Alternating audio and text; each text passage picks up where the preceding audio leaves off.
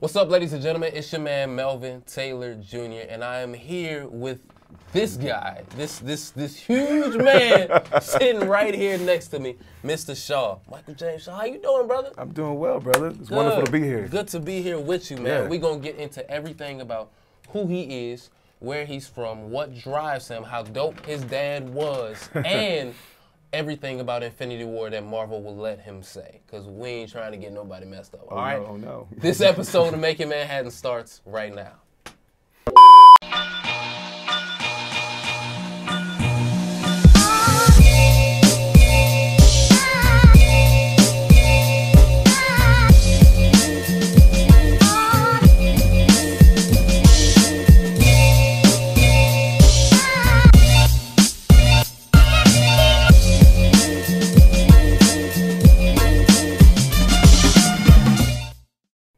So tell me, well, I guess since you brought it up, Julliard.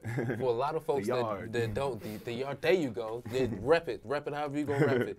A lot of people don't know what the process is for being able to get into a place such as Julliard. So can you just break it down for the folks that's watching right now? That's like, oh, okay, Julliard, I'm gonna just apply. I'm gonna go to Julliard and be cool. Tell them what you had to go through to be able to get into Julliard.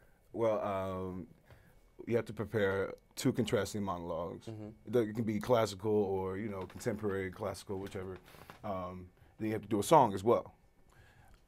So it's pretty much like every other school application up until the point where you audition. Yeah.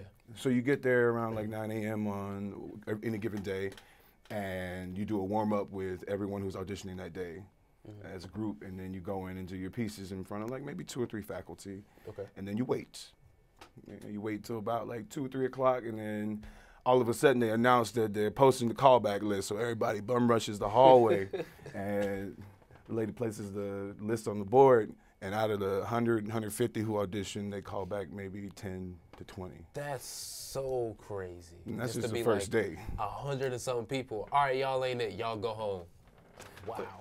And then after that callback list is posted, you go and you do games, and you kind of like explore the group of people that are there, and then you do your monologues again for the entire faculty. So about 20 people sitting on the line, and you standing up there trying to get it together,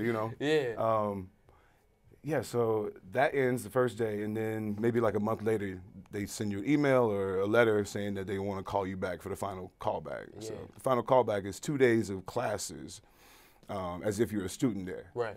And by the end of that, the 40 that they call back, they narrow that down to 18, and that's your class.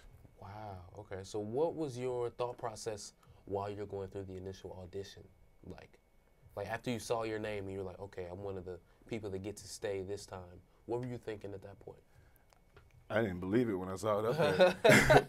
You prep for it, man. I spent maybe like 3 or 4 months working on those pieces and like talking to people who had gone and just figuring out which, because I auditioned for multiple schools, trying to figure out which school was the right fit for me, because each one has a different angle or a different point of view.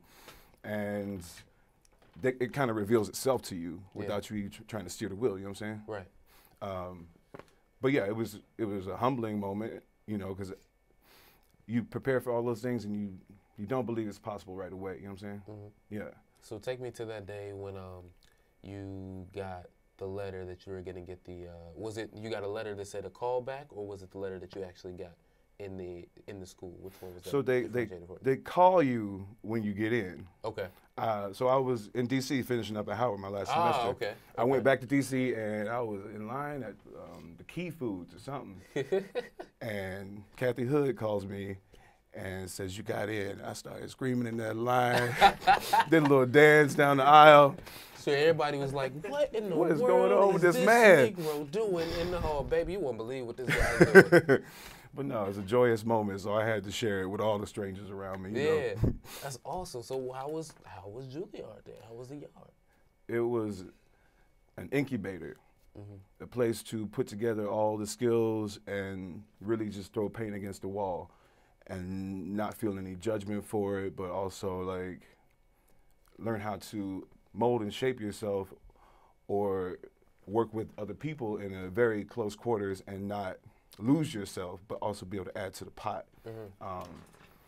Yeah, it was tough. It's hard.